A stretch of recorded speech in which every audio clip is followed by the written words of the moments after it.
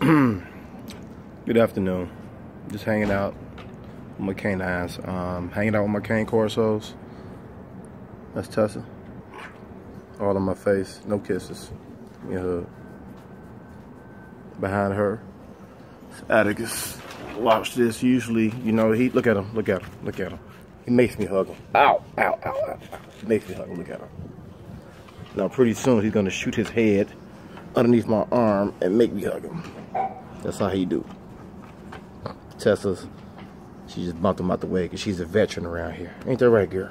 That's good. Yeah, there he goes. He wants all the attention. There he goes. Hey, come here. Hey, good boy. Hey. He wants all the attention. Ain't that right, Atticus? I know you just heard him. Now he's mad at me. Ain't that right, boy? He wants all the attention. He wants all the attention. And I have a new addition to the family. Her name is Tia. Let me get down here. Let me show y'all Tia. 5 months old. Very nice Cane Corso. Hey, Tia, Tia. Hey, that's a good girl. Tia. Very nice Cane Corso. There she goes, getting up. Hey, Tia. Hey, that's a good girl. That's a good girl, yeah. Good girl, Tia. She's gonna be a very nice Cane Corso. She's about 5 months. Got a lot of time to develop and do her thing. Just hanging out, you know. Always good to come out and show your dogs some love, you know. Make sure you're feeding your dogs, give them water, walk them, train them, show them some love, show them some affection. All right, it's always good to do. All right, just a little tip since we're talking about feeding and stuff like that. When you're feeding your dog, look at her, she's on point. Yeah, good girl, Tessa. 13 years old and she still's on point. Always protective of the property and the family. That's one of the main characteristics of a Cane Corso, Cane Corso, Italian Mastiff.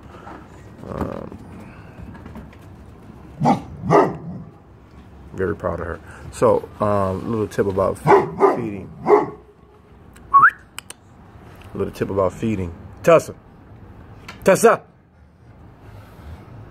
Good girl. Little tip about feeding. When you're feeding your dog, it's good to feed first, then after wait a little bit, then give them water. Some people get into the habit of feeding and getting water together. That can cause bloat. If you don't know what bloat is a condition of the twisting of the stomach and part of the intestines inside the dog. So feeding and watering them at the same time can cause bloat. Also, if you exercise your dog, walk them and stuff like that, when you get back home and immediately give them water, that can cause bloat as well. All right, so just keep that in mind. I've been into the breed for the last 13 years, Cane Corso into the last 13 years, Italian Mastiffs, one of my favorite breeds. I dealt with a lot of breeds throughout my years. I've been into dogs for about 41 years since I was a young man. Yeah, I've been to Cane Corsos for the last 13 years. Okay, just to do a little. Good girl, Tessa. Just do a little tip out there about Cane Corsos. If you're spending $500 to $600 on the Cane Corso, probably not really what's supposed to be. Probably not an authentic Cane Corso. Throughout the years, the United States have gotten a lot better on what they have been bringing in, what people have been breeding in past practice. Some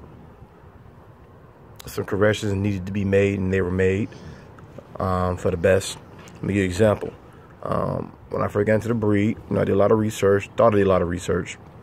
I had one book I bought, and some of the rules was that they accepted Rottweiler colorings in the Cane Corsos. And why would they do that? The Rottweiler and the Cane Corso, Italian Mastiff, are two different breeds. One of the reasons why they did that, I believe, in my thought process of it, when the dogs first came to this country, people immediately started throwing in other breeds inside the Cane Corso. And one of them, a Rottweiler, Neapolitan Mastiff, Pit Bull. So originally, right in the gate coming to America with the breed, people were destroying the breed when it first came in.